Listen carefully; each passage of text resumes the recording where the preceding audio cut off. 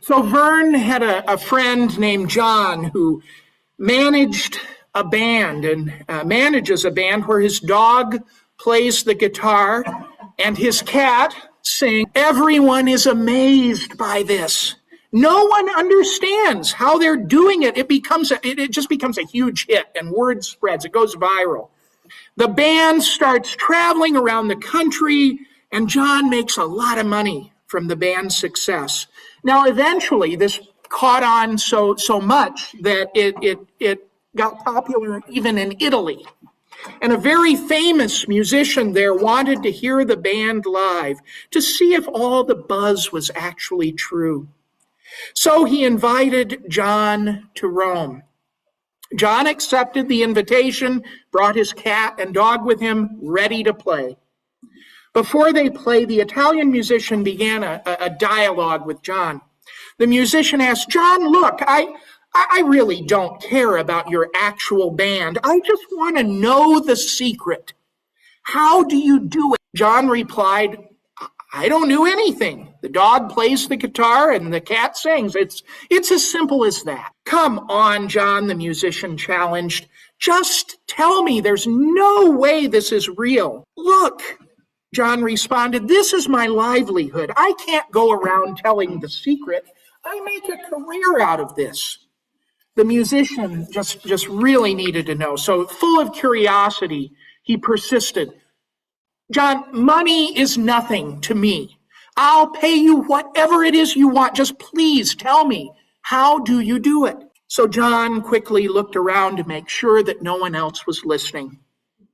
All right, John finally agreed. I'll tell you. Here it is. The dog plays guitar and sings. The cat just moves its mouth and pretends.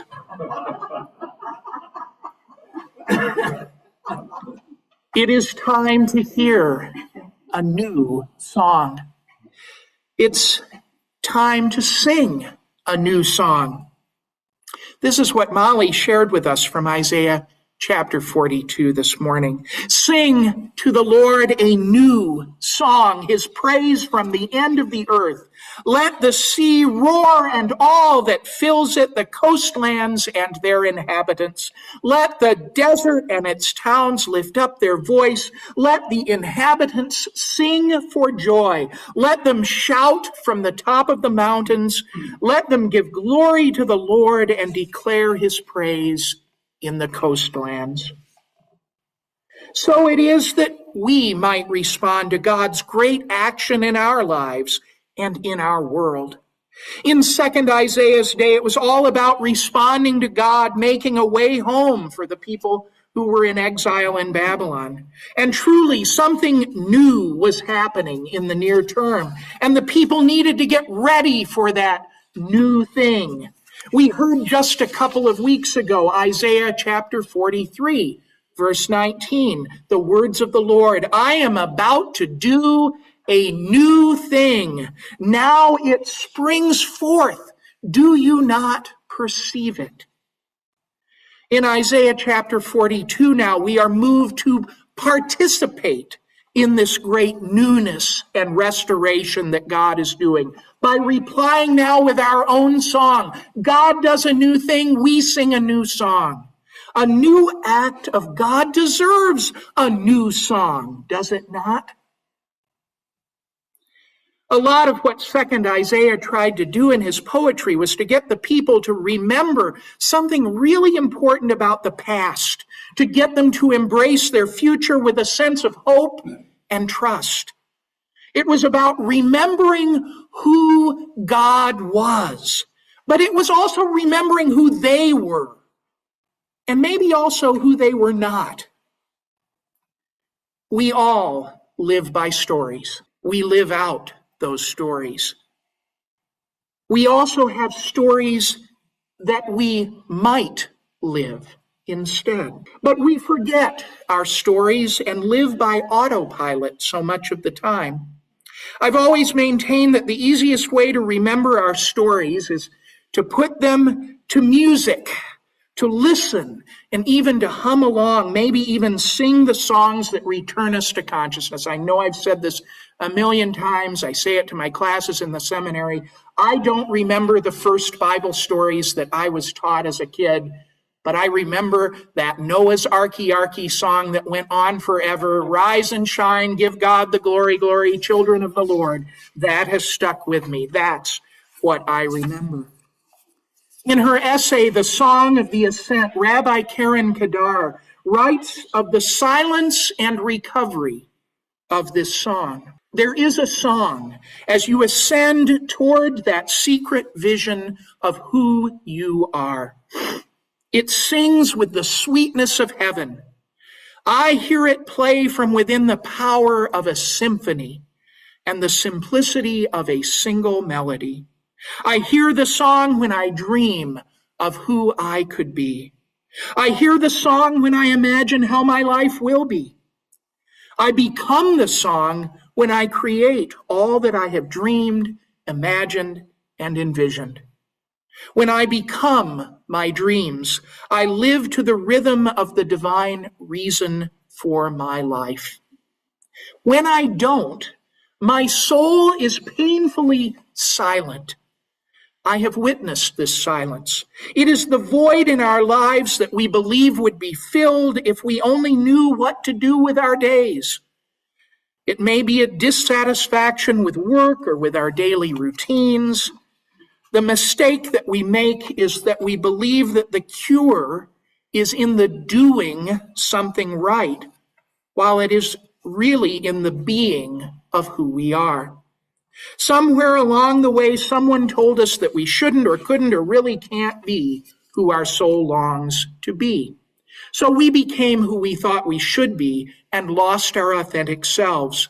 We feel trapped in our lives. The soul does not sing. We lose a sense of who we are and why we are, end quote. God is continually trying to release us from those restraints by which we have bound ourselves, because this is in God's nature. God acts freely in the world, and this also is evident in what Molly read for us today. In poetry that might be Isaiah's words, maybe God's, it's a little bit unclear, we hear, "For a long time I have held my peace. I have kept still and restrained myself. Now I will cry out like a woman in labor." The poetry goes on to describe what God will make happen, that new thing that will come once God is acting without reservation and without hesitation. I will lay waste mountains and hills and dry up all their herbage. I will turn the rivers into islands and dry up the pools. And this is all in service to God's mission of liberation of God's beloved people. I will lead the blind by a road they do not know. By paths they have not known, I will guide them. I will turn the darkness before them into light, the rough places into level ground. These are the things I will do, and I will not forsake them. This is what God has done in the past, is capable of doing at any point in history, and what God will do for those God considers beloved children. That's us, that's you, that's me. God is setting the exiles free, and God sets us free. That is the foundational story of our identity. Those who God is liberating to be fully God's children and not something else, not living by another story.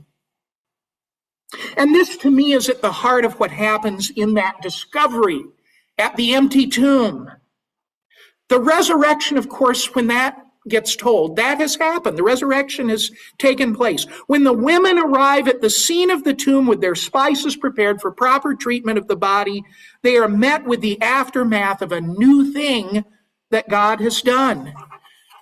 And there are two men in dazzling clothes standing right beside the women that are there in the tomb. Matthew, Mark, and Luke all either have an angel, a young man, or here in Luke, 2 men on site to communicate and interpret at least partially what has happened. To the terrified women, the 2 men explained, "Why do you look for the living among the dead? He is not here, but has risen." Then they say, unlike the other 3 Gospels, they say an important word: remember. They tell the women to remember. Remember how he told you while he was still in Galilee that the Son of Man must be handed over to sinners and be crucified, and on the 3rd day rise again. And then they remembered his words. When the women remembered, they became fully themselves and were convinced of what the empty tomb meant and what Jesus had told them. With no instruction here, those 2 men in dazzling white clothes, they don't give commands or instructions to the women. They don't tell them to tell anyone else. But the women knew that they had a message to share. And they, I believe, with very full conviction, went to alert the other disciples. So here I'm going to go a little bit further beyond what we read. Though it's not told to us, I think that these women, Mary Magdalene, Joanna, Mary, the mother of James, and some unnamed other women, so there was a whole group of them there. At least some of them, I think, at least some of them, I'm imagining, were moved to song. A new song for a new day. This particular weekend, on the 250th anniversary of the midnight ride of Paul Revere and William Dawes from the north end of Boston to alert those in Lexington and Concord of the approach of the British troops as part of a larger and more complex communication system, I think of these women similarly as being determined and dedicated to their own mission of passing on the word, of letting the sound be heard. I know that's the Congregationalist in me. I have to talk about Paul Revere, even on Easter. These women, though, were called. They were called to be the first witnesses. They were called to tell a new story, to sing a new song, and they embraced that calling fully. They listened, they heard, they said, and they sang. They returned from the tomb and told all this to the 11 and all the rest. They carried out their mission to report what they had seen, what they had come to know. Of course, not everyone is ready to accept the story or to sing that new song. Not everyone is ready to be released from their restraint. How did the 11 disciples, maybe even others, respond to the women's report? But these words seemed to them an idle tale, and they did not believe them. It's hard. It's hard to extricate ourselves from our old stories and sing a new song. Brian McLaren comments on what happens when our old stories fail. The failure of our inherited stories can be devastating to us, whether those stories are religious, political, or economic. But the failure of our old stories can also be liberating. When our old stories die, or when we divorce ourselves from them, we're free of them. Imagine being divorced from the ugly stories of domination and retaliation that taught us to control others and hurt them back if they hurt us. Imagine being set free from the disempowering stories of isolation and victimization that taught us to run away and hide from our problems, or curl up in a ball and let our oppressors define our future. Imagine that freedom. Then, as you imagine that freedom, ask yourself this: what new story would we tell?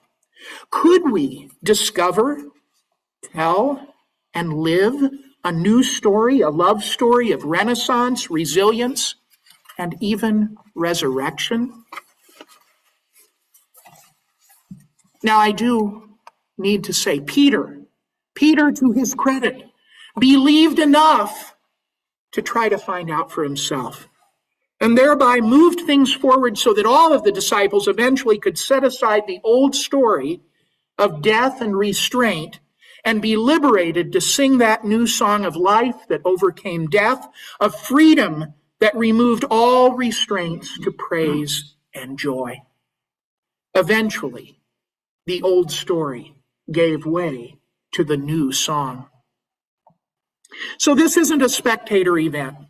It's not just about what happened last night at the tomb or us even finding that tomb to be empty. That is actually all the lead-in to the bigger story. And we have to decide if we can remove the restraints to our praise and joy and sing our new song. Are we ready to let go of the old story that has kept us from truly living, authentically being who and what God intends for us to be? Are we content to exist under the constraints of those who insist that we are less than who and what we are, and to be under the influence of a story that tells us that we have to live in fear and that enemies are around every corner, even death itself?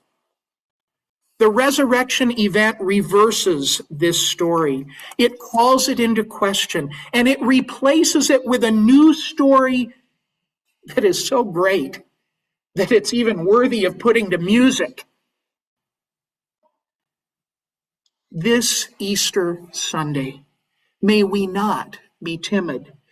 May we not be reserved. May we not be restrained, but instead may we lift up our voices. May we declare our praise and sing our new song, even in our hearts, if not with our lips. Christ is risen. He is risen indeed. Amen and amen.